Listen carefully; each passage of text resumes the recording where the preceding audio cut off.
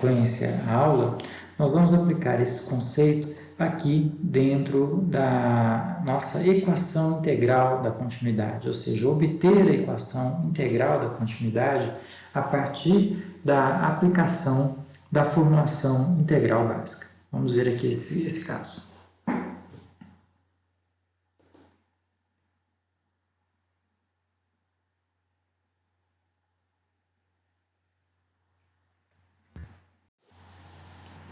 Bom, pessoal, nós temos aqui como exemplo o escoamento em um canal, certo? Aqui nós temos a superfície livre, aqui a gente tem o fundo do canal e isolamos aqui um certo volume de controle para a gente fazer a nossa análise. Esse volume de controle é essa região que aparece aqui em vermelho. Então, nós teríamos aqui o volume de controle VC. Nós vamos aqui nesse exemplo citar um escoamento que ocorre da esquerda para a direita, certo? Então, nós temos aqui um escoamento que vai ter uma velocidade de entrada, que vamos chamar aqui de V, que entra, uma velocidade de entrada, velocidade que entra no volume de controle, né? Então, velocidade de entrada aqui, e uma velocidade de saída, velocidade que sai. Essa velocidade que nós vamos chamar aqui velocidade de saída. Então, um vetor velocidade de entrada e um vetor velocidade de saída. Vamos colocar a setinha aqui para mostrar que isso aqui é um vetor de velocidade, certo? Esse nosso volume de controle ele tem, então, elementos de área dA, que são elementos de área perpendiculares às superfícies de controle e que apontam sempre para fora. Vamos observar que a velocidade do escoamento ela entra por essa superfície de controle aqui, que seria a superfície de controle de entrada. Vamos chamar essa superfície de controle de entrada de superfície de controle SC1. Portanto, essa superfície ela terá uma área A1, que seria a área de entrada do fluido, certo? Essa superfície de controle de saída, nós temos aqui destacado, e ela vai ter aqui uma área A2. Então, a superfície de controle 2, ela tem uma área A2. Não necessariamente as áreas A1 são iguais a A2, elas podem ser diferentes. E são diferentes na maioria dos casos, principalmente se tratando de escoamentos em canais, principalmente em canais naturais como rios, certo? Então, não há necessidade das áreas A1 e A2 da superfície de controle serem iguais. Essas áreas podem ser, inclusive, irregulares. Ela não precisa ser necessariamente uma área simétrica, uma área circular, uma área quadrada, retangular, trapezoidal. Ela pode ser uma área irregular, o que é muito comum em canais naturais, né? Escoamento em canais naturais que são esculpidos, cujos vales, né, são esculpidos pelo próprio escoamento da água ao longo de milhares de anos, certo? Então, aqui, por exemplo, a gente teria uma área que seria, por exemplo, uma superfície de controle. Veja que é uma área irregular, né? Então, seria essa área da seção transversal que nós também chamamos de área molhada, ou simplesmente A área ocupada pela água no escoamento em canal, certo? Isso seria equivalente a essa área que a gente mostra aqui na entrada e a essa área que a gente mostra aqui na saída. Veja que há a passagem de massa de água por essas áreas, portanto, haverá um fluxo de massa que atravessa essas áreas, certo? E nessas áreas, nessas superfícies de controle que são atravessadas pelo fluxo de massa, nós vamos deixar anotados ali os nossos vetores de área, que são vetores que sempre apontam para fora o volume de controle, então sempre vetores que apontam para fora. Deixa eu melhorar aqui o desenho. E que são perpendiculares às superfícies de controle. Então, aqui a gente teria um vetor de área dA1, por exemplo. E aqui, nessa superfície de controle SC2, um vetor de área dA2. Então, são vetores que, por convenção, são perpendiculares à superfície de controle e que sempre apontam para fora do volume de controle. Feito isso, nós vamos aplicar o princípio de conservação de massa para obtermos a equação da continuidade. Mas vamos aplicar o princípio de conservação de massa na própria formulação integral básica. Então, nós vamos repetir aqui embaixo a formulação integral básica e aplicar a variável de interesse para nós, no caso, que é a massa do fluido. Então, a formulação integral básica diz que dN dt num sistema de controle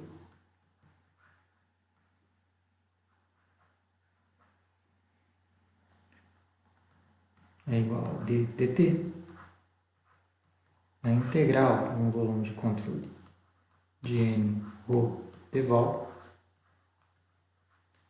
mais a integral nas superfícies de controle de n ρ v dA. Vamos lembrar, essa é a formulação integral básica, ou também chamada de transformação de Reynolds.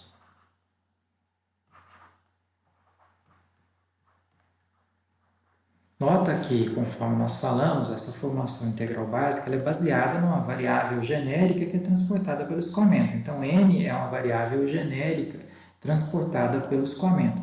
Se o nosso objetivo é estudar a equação da continuidade, portanto, aplicar o princípio de conservação de massa no sistema, e o princípio de conservação de massa no sistema diz que a variação de massa com o tempo, certo? Nesse sistema é igual a zero. Esse é o princípio de conservação de massa. Então, a nossa variável de interesse é a massa, é a própria massa do fluido que é transportada pelo escoamento. Então, nesse caso, pessoal, o N ele é igual à própria massa de fluido. E o N minúsculo, que conforme nós vimos na teoria, é o valor de N dividido por M, é, portanto, igual a M dividido por M. Já visto que o N é igual a M, né? E é igual a 1, certo? Então, o N será igual a massa e o N minúsculo será igual a 1. Nesse caso, a nossa formulação integral básica ela evolui para efetivamente aplicar o princípio de conservação de massa. Então, fica assim, dm dt no sistema de controle, ele vai ser igual a d dt. A integral no volume de controle, no lugar do n, nós vamos substituir o 1, né, do n minúsculo é 1, ou a massa específica do fluido, e devolve um elemento de volume do volume de controle, um pedaço do volume de controle, mais a integral na superfície de controle, de n minúsculo é 1, vezes ρ, a massa específica do fluido, vezes aí o produto escalar entre o vetor velocidade e o vetor de área. Então, a formulação integral básica ela foi transformada numa equação que rege o transporte de massa de fluido ao longo do escoamento. Mas a gente sabe, pessoal, que valendo o princípio de conservação de massa num sistema de controle, essa variação de massa é zero com o tempo, certo? Então, a variação de massa de um sistema de controle com o tempo é igual a zero, porque o sistema de controle ele mantém a sua massa fixa ao longo do escoamento. Então, dessa maneira, o primeiro membro da equação ele é anulado, certo? Então, a variação de massa com o tempo no sistema de controle ele acaba sendo anulado. E veja também que a gente pode trabalhar aqui no segundo membro, porque a gente tem aqui o produto entre ρ e dvol. ρ é a massa específica do fluido, vezes dvol, isso aqui vai dar um dm. E nota que a integral de dm é igual à própria massa. Então, essa equação ela evolui para a seguinte forma. O primeiro membro é zero. Aqui, então, a gente tem a derivada da massa, porque é a integral de dm, certo? Então, a derivada da massa com o tempo, essa massa seria a massa contida no volume de controle. Certo? Então, é aquela massa de fluido que fica contida dentro do volume de controle. Nesse nosso exemplo, massa de fluido contida nessa região, certo? Então, esse dm dt, que aparece aqui, é a massa de fluido contida na região do volume de controle, aqui dentro do volume de controle. Mais a integral na superfície de controle de ρ VD. mexemos aqui por enquanto nessa parcela da equação, certo? Bom, nós vamos aqui então estudar uma situação onde a gente tem escoamento em regime transiente, certo? Na situação onde o escoamento ocorre em regime transiente, que são regimes cujas variáveis se alteram com o tempo, a própria massa de fluido contida dentro do volume de controle, ela sofrerá alterações com o tempo. Então, em determinado instante aqui dentro a gente vai ter uma massa, em outro instante essa massa será diferente e em outro instante essa massa vai mudar. Isso seria uma situação de regime transiente que é verificada, por exemplo, durante um período de chuva onde o nível de água do canal sobe. Então, quando o nível de água do canal subir, nós temos dentro do volume de controle uma massa que vai aumentar com o tempo. Mas quando o volume do escoamento, quando o nível de água do escoamento decai, por exemplo, quando a chuva passa, o nível de água vai decair, o que vai levar a uma redução da massa contida no volume de controle. Então, nós teríamos aí situações em regime transiente, onde a variação de massa do volume de controle com o tempo não se altera. Então, nós poderíamos dizer que nessas situações, a variação de massa no fluido dentro do volume de controle com o tempo, ela vai ser igual a, vamos passar a integral para o outro lado, e vamos retirar o ρ de dentro da integral. O ρ é considerado aqui constante. Seria igual a menos ρ vezes a integral de V dA. Essa seria a própria equação da continuidade, ou equação integral da continuidade, escrita para regime transiente, para regime de escoamento transiente, aqueles regimes cujas variáveis se alteram com o tempo, certo? Então, essa aqui seria a equação da continuidade, ou a equação integral da continuidade para regime de escoamento transiente.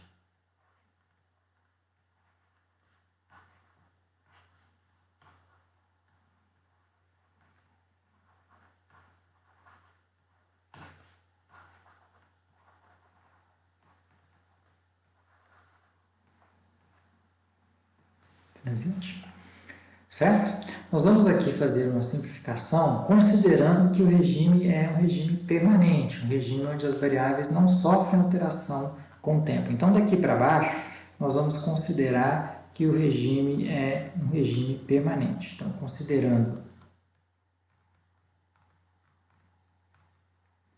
escoamento permanente,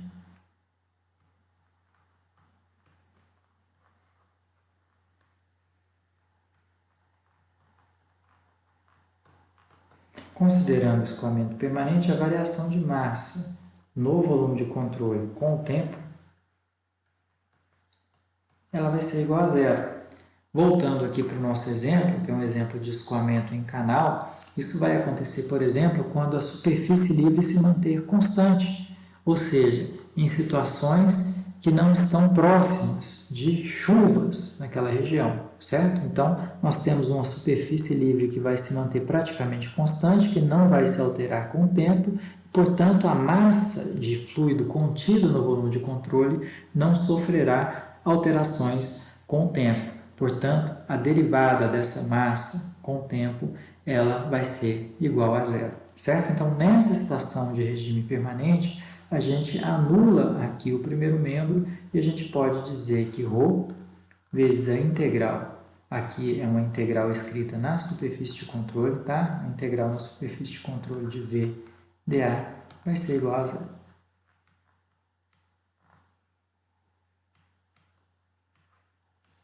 Isso válido para situações de regime permanente, escoamento permanente.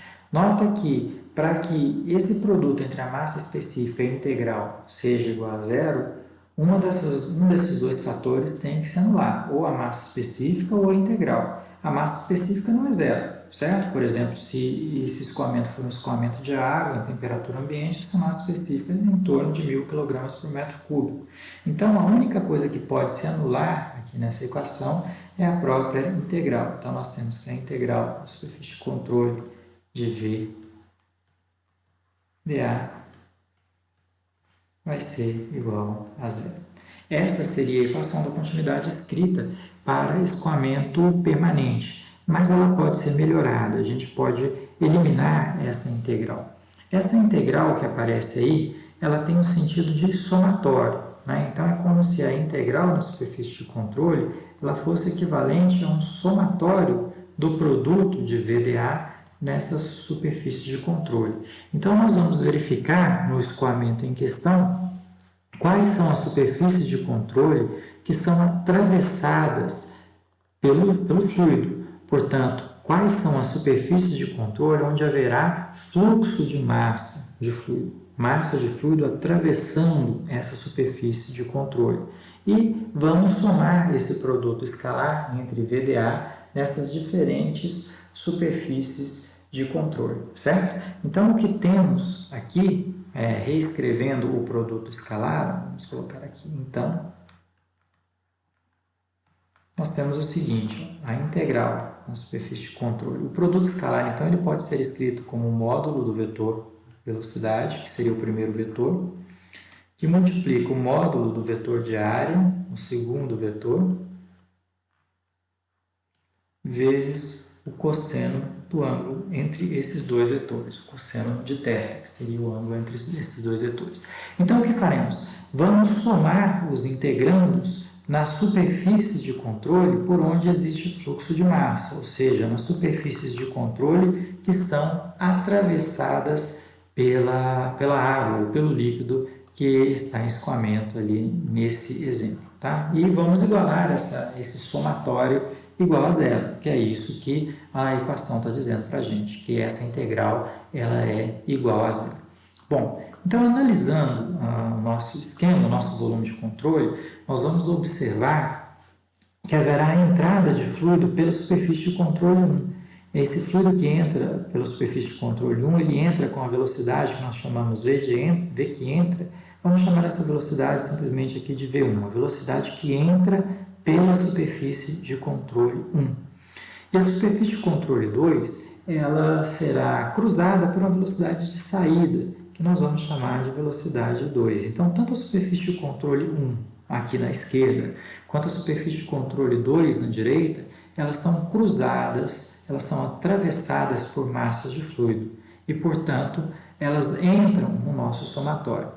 Por exemplo, se analisarmos agora a superfície de controle superior, que é a superfície livre, a gente não tem fluido cruzando por essa superfície superior. Não existe nenhuma velocidade de fluido cruzando essa superfície superior. Portanto, pela superfície livre, não existe fluxo de massa de fluido. A gente não leva em consideração essa superfície ou dizemos que o produto escalar entre V e dA nessa superfície superior é igual a zero.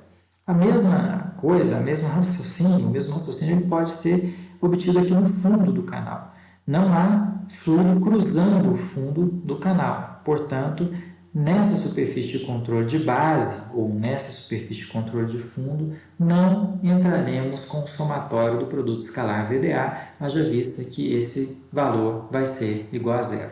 Então, no nosso esquema, somente existirá fluxo de massa pela superfície de controle 1 e pela superfície de controle 2. E nós vamos somar, então, esses fluxos de massa por essas duas superfícies, certo? Então, na superfície de controle 1, o módulo do vetor velocidade ele é igual a V1. O módulo do vetor de área é igual à própria área A1. E o cosseno do ângulo entre eles, vamos observar que o ângulo entre o vetor velocidade V1 e o vetor de área dA1 é um ângulo de 180 graus. A velocidade entra e o vetor de área sai. Então, nós vamos multiplicar aqui pelo cosseno de 180 graus. Certo? Então, esse aqui é o primeiro produto escalar. Pela superfície de controle 1. Esse produto escalar pela superfície de controle 1, ele vai ser somado com o produto escalar que ocorrerá pela superfície de controle 2. Veja que lá na superfície de controle 2 existe um vetor velocidade, cujo módulo é V2, um vetor de área, cujo módulo é a própria área da superfície de controle V2, vezes o cosseno do ângulo entre esses dois vetores. Observando lá a figura, o vetor V2 e o vetor DA2, eles são paralelos e apontam para o mesmo sentido. Portanto, o ângulo entre DA2 e V2 é um ângulo de 0 graus. Então, vezes o cosseno de 0. Cosseno de 0 graus. Esse aqui, então, é o produto escalar VDA na superfície de controle 2. E veja que a soma desses dois produtos, esses dois valores, essas duas parcelas somadas, segundo preconiza a equação aqui, ele vai ser igual a 0, certo? Resolvendo isso, nós temos então que V1 vezes A1 vezes o cosseno de 180, o cosseno de 180 é igual a menos 1, mais V2 A2 vezes o cosseno de 0, o cosseno de 0 é igual a 1, tem que ser igual a 0. Portanto, podemos escrever assim, que V1 A1 é igual a V2 A2. Essa seria a equação da continuidade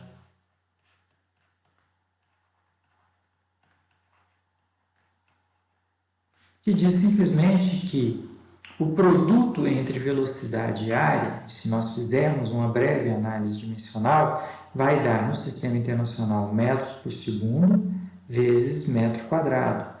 Então, seria metro cúbico por segundo, seria um volume por segundo. Isso aqui é chamado de vazão. A vazão que escoa que atravessa, na realidade, a superfície de controle 1. Vamos anotar isso aqui. Essa aqui é a vazão pela superfície de controle 1. E aqui, V2A2, o produto vai dar metro cúbico por segundo, portanto, uma unidade de volume por tempo seria igual a vazão Q2. Seria a vazão que passa pela superfície de controle 2, certo? Então, considerando o regime permanente, que foi a hipótese básica da dedução desse ponto para baixo, certo? Nós podemos dizer que a vazão Q1 ela é igual à vazão Q2. Lembrando que o termo vazão seria igual ao volume dividido por tempo. Portanto, é uma descarga de volume. A vazão é uma descarga de volume de fluido.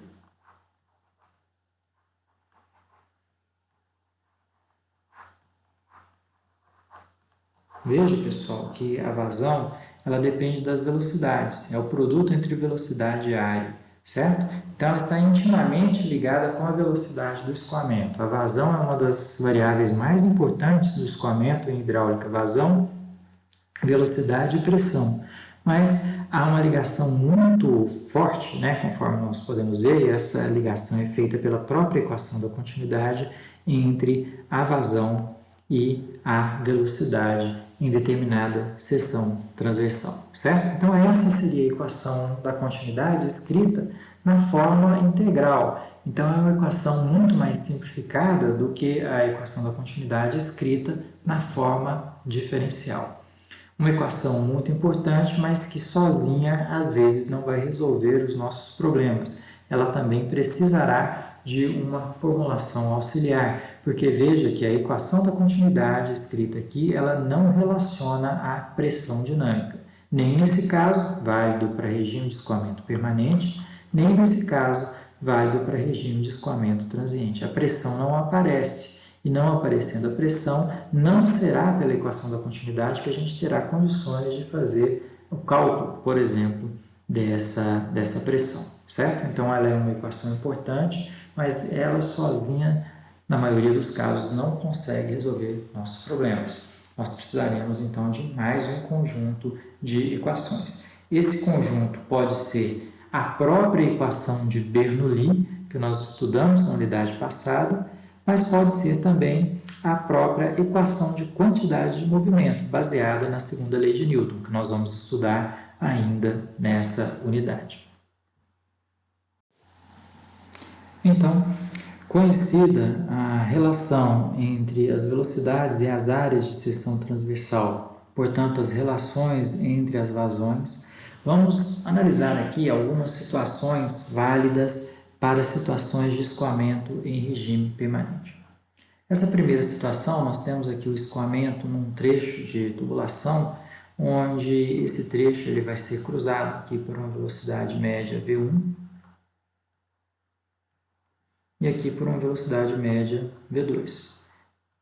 Certo? A equação da continuidade, então, vai dizer que a vazão que escoa pela seção 1, essa seção de entrada, ela vai ser igual à vazão que escoa pela seção 2, que seria essa vazão de saída. Portanto, V1A1, ou seja, a velocidade vezes a área A1 da seção, né, que seria essa área aqui, ó, A1, essa área A1, considerando que o fluido preenche, nesse exemplo, toda a seção transversal, né, é igual à velocidade V2 vezes a área A2. Nota, pessoal, que nesse tubo, o diâmetro nesses dois trechos, entre essas duas secções, né, no trecho entre as seções 1 e 2, esse diâmetro não se alterou. Nós temos, então, aqui o mesmo diâmetro. Então, o fato dos diâmetros serem iguais e do fluido ocupar toda a seção transversal, né? Então, o fluido ocupa aqui toda a seção transversal num trecho que o diâmetro é mantido uniforme, o diâmetro é o mesmo, vai nos dizer que as áreas A1 e A2 são áreas iguais. Então, nós podemos concluir nessa situação que a velocidade V1 ela é igual à velocidade V2. As velocidades são iguais. Então, nós podemos concluir que as velocidades aqui são iguais. Vamos ver o que acontece nesse outro esquema, onde os diâmetros são diferentes. Então, vai existir aqui uma velocidade V1 de entrada nessa peça. Esse tipo de tubulação é chamado de redução, porque o fluido ele entra por um diâmetro maior e sai por um diâmetro menor, certo? Então, nós temos ali uma velocidade de saída V2 na redução. Então, aqui uma área de saída, considerando que o escoamento é em conduto forçado, portanto, o fluido preenchendo toda a seção transversal desse conduto, nessa nossa análise, certo? Então, a equação da continuidade em regime permanente vai nos dizer que Q1 é igual a Q2. As vazões que passam pela seção 1 são iguais às vazões que passam pela seção 2. Portanto, V1A1 vai ser igual a V2A2. Mas nota, pessoal, que a nossa área A2 é uma área menor do que a área A1. Então, nós chegaríamos à seguinte conclusão, que V1 seria igual a A2 sobre A1 vezes V2, certo? Então, V1 é igual a 2 sobre A1 vezes V2. E nota que a área A2 é menor do que a área 1. Esse fato vai levar a uma relação entre A2 e A1. Essa relação entre A2 e A1 será um fator menor que 1. Fator positivo, né? Que varia de 0 a 1. Portanto, nós chegamos à conclusão que a velocidade V1 ela é menor do que a velocidade V2. Então, nós temos nessa situação uma velocidade V1 menor do que a velocidade V2. Veja que V2 passa por uma área menor e terá aqui nessa situação uma velocidade maior. V1 passa por uma seção maior e terá uma velocidade menor em situações de regime permanente onde essas vazões são iguais. Então, nesse caso, quando há essa mudança de diâmetro, as velocidades não são iguais, como no caso anterior, onde os diâmetros são mantidos iguais. Certo, pessoal? Na seção de menor diâmetro, nós temos a maior velocidade. Nessa situação, nós temos um T, uma peça que é utilizada para fazer derivações, retiradas de fluido do escoamento ou para fazer injeções, né, entrada de fluidos no escoamento. Então, vamos imaginar que aqui a gente tem a velocidade V1, aqui uma velocidade V3, então nesse esquema há uma injeção de fluido, certo? E nós vamos escrever aqui a equação da continuidade para esse sistema. Aqui teríamos a velocidade de saída V2. Então, nesse arranjo, o fluido entra com a velocidade V1 por essa seção transversal. Ele recebe uma outra massa de fluido que entra com velocidade V3 por essa seção transversal. Essas duas massas de fluido se somam, né? Elas se somam aqui e vão resultar na velocidade V2, ou na massa que sairá pela seção A2. Então, a equação da continuidade escrita para esse sistema vai dizer o seguinte, ó, que a vazão Q2, a vazão de saída Q2, ela é igual à soma das vazões de entrada, da vazão Q1 mais a vazão Q3. Veja, pessoal, e isso é muito importante, nós não somamos as velocidades, nós somamos as vazões, nesse caso. Então, a vazão que sai pela seção 2 é igual à vazão que entra. A vazão entra pela seção 1 e entra pela seção 3. Portanto, é a soma de Q1 mais Q3, certo?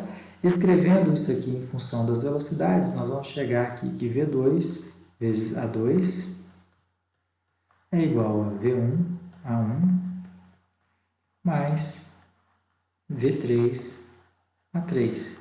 E assim a gente consegue isolar e calcular a velocidade V2. A velocidade de saída na seção 2, ela será igual a V1 A1 mais V3 A3, tudo isso dividido pela área da seção transversal A2.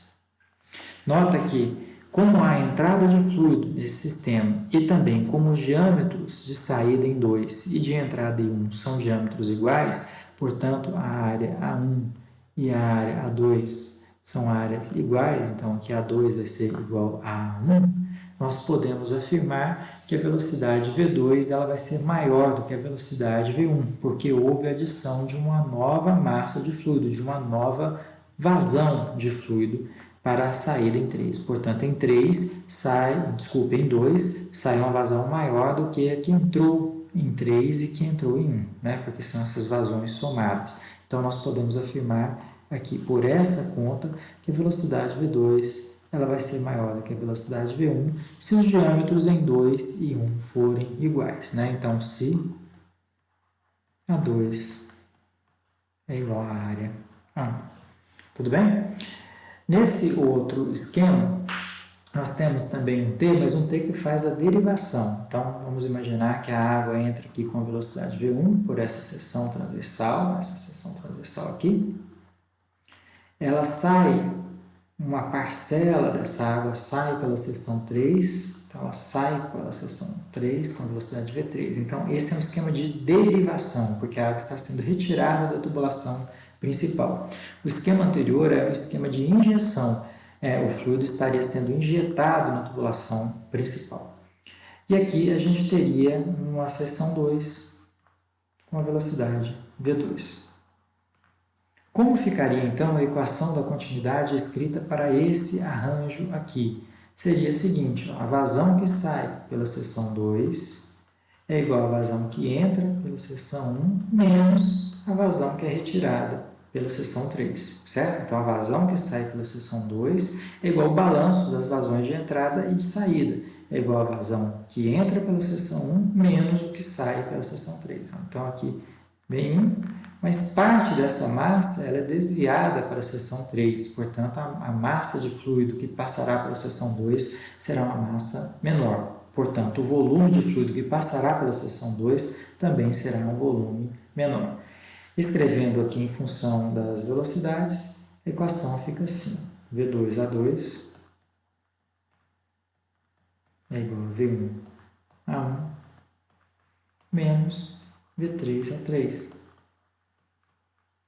Portanto, a velocidade V2 ela vai ser igual a V1A1 menos V3A3, tudo isso dividido pela área A2. Dessa maneira, nós conseguimos calcular a velocidade de saída pela seção 2. E podemos afirmar que, como há perda de volume de fluido entre 1 e 2, esse volume de fluido ele é perdido pela seção 3, a velocidade V2 ela vai ser uma velocidade menor do que a velocidade V1 se as áreas A2 e A1 forem áreas iguais, certo? Então, se A2 for igual a A1. Então, veja, pessoal, que por esse tipo de cálculo, que é um cálculo relativamente simples, a gente obtém relações entre velocidades e áreas de seção transversal. Essas relações são dadas pela forma integral da equação da continuidade na formulação integral.